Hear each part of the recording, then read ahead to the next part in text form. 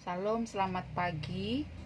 Kita uh, akan mengingat kembali pesan-pesan Sang Sutradara terhadap kita sebagai pemain atau sebagai ciptaan Tuhan. Perlu kita ingat kembali bahwa sebenarnya dalam kehidupan kita ini sudah ada rel-rel atau aturan-aturan secara garis besar yang sudah Tuhan berikan kepada kita. Sebagai ciptaan Tuhan, yang pertama kita disuruh untuk mengasihi Sang Pencipta kita. Kita boleh lihat dalam Ulangan 6 ayatnya yang kelima.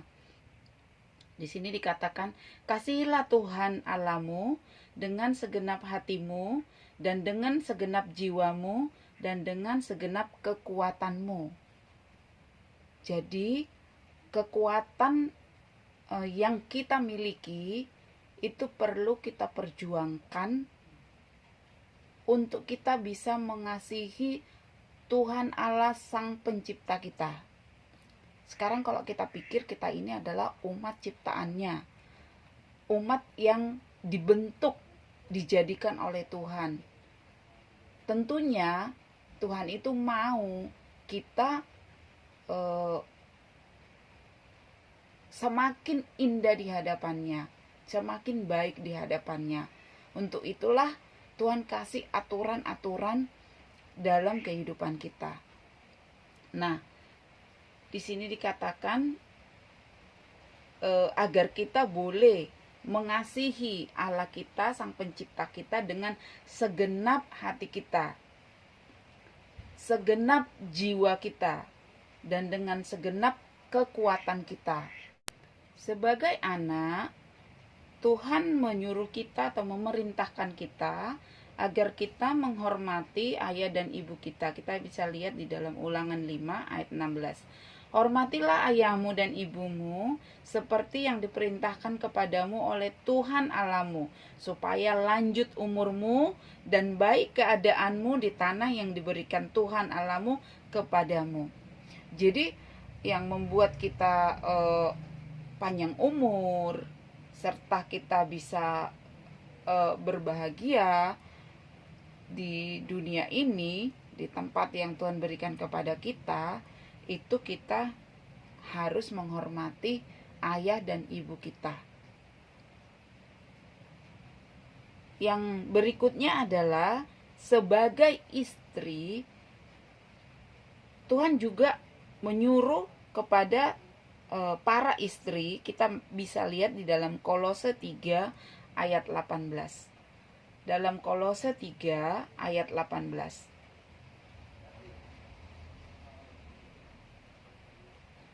Ayat 18. Demikian bunyinya.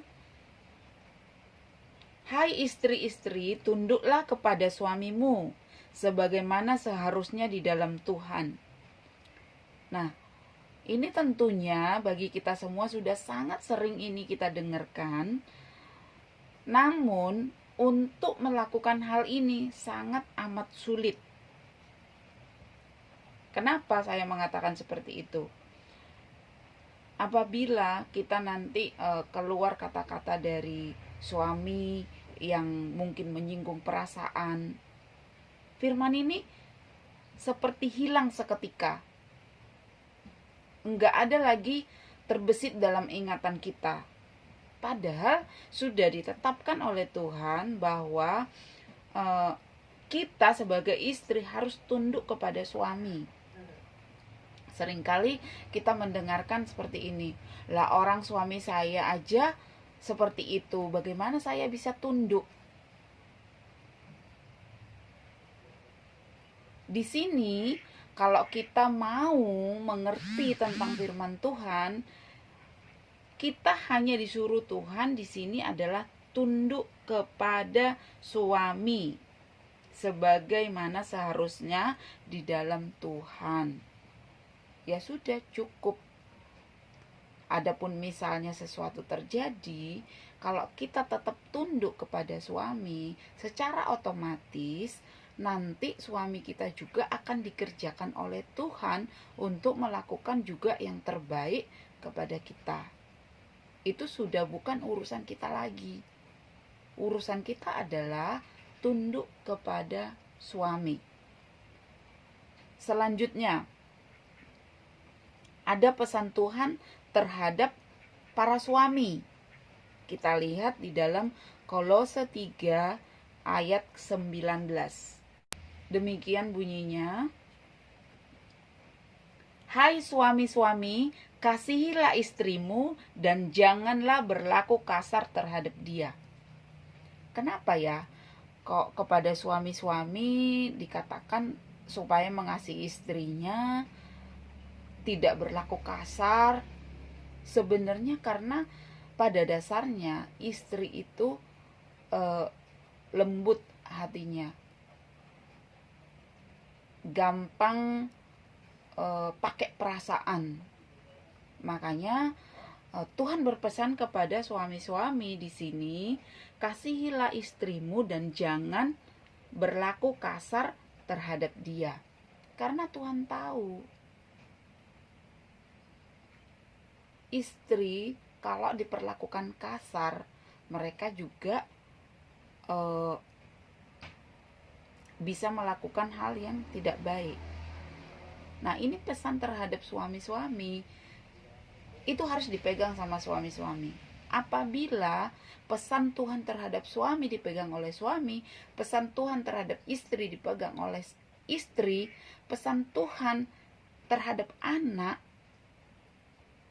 dipegang oleh anak, pasti yang namanya kebahagiaan akan ada di dalam kehidupan kita. Tidak menuntut lebih. Kita melakukan apa yang sederhana terlebih dahulu, yang mudah terlebih dahulu. Maka nanti sesuatu yang sulit pun akan bisa kita hadapi juga, gitu ya. Nah, masih ada lagi pesan-pesan Tuhan terhadap kita sebagai sesama manusia. Seperti apa perlakuan kita terhadap sesama kita? Mari kita lihat dalam Matius 22 ayat 39. Demikian bunyinya, Matius 22 ayat 39, "Dan hukum kedua yang sama dengan itu ialah, kasihilah sesamamu manusia seperti dirimu sendiri." Nah, ini juga pengertiannya sangat luas banget gitu ya. Bagaimana kita bisa mengasihi orang lain seperti diri kita sendiri.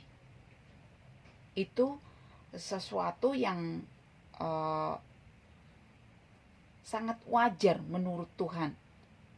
Tapi seringkali kita manusia egonya terlalu tinggi, kadang-kadang untuk mengasihi orang lain itu sangat amat sulit.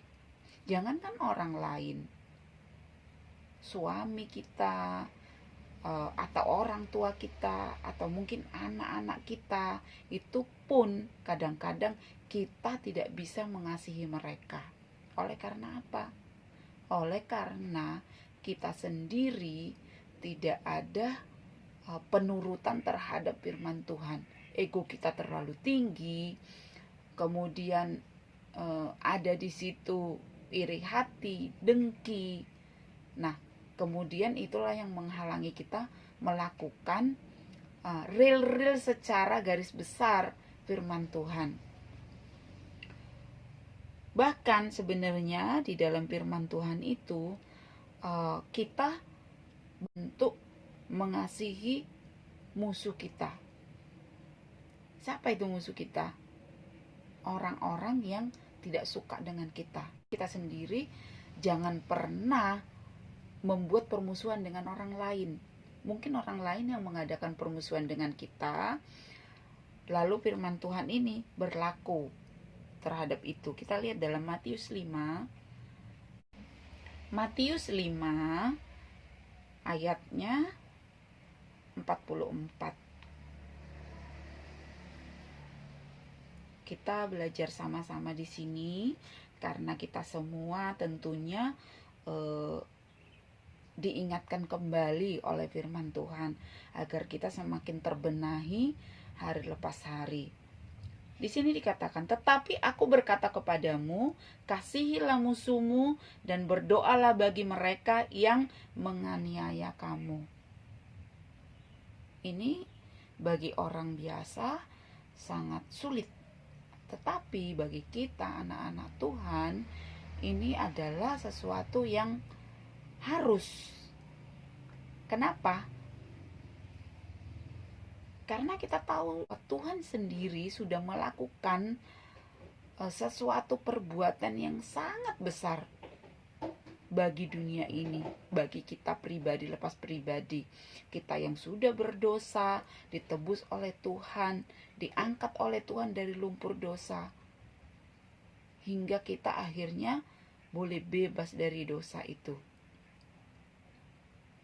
Ini kita hanya disuruh oleh Tuhan untuk mengasihi musuh kita. Kita enggak dituntut oleh Tuhan untuk harus disalib untuk mereka. Enggak ada disuruh sama Tuhan kita untuk harus dicambukin untuk mereka. Hanya mengasihi. Apakah sulit bagi kita?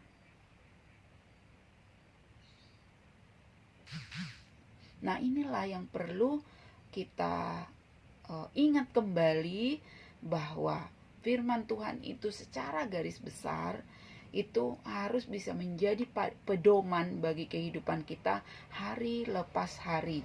Tujuannya adalah supaya kita semakin mudah melangkah ke arah Kristus, semakin mudah mendekatkan diri kepada Sang Pencipta, sutradara kita. Dialah yang sudah mengatur semuanya. Dialah yang sudah merancangkan semuanya. Mungkin di antara kita ada yang sudah melakukan hormat terhadap orang tua, mengasihi istrinya, menghormati suaminya, mengasihi musuhnya juga. Namun masih ada ujian-ujian yang datang dalam kehidupan kita. Untuk melangkah itu akan ringan, karena kita tahu segala sesuatu rancangan Tuhan dalam hidup kita itu mendatangkan damai sejahtera.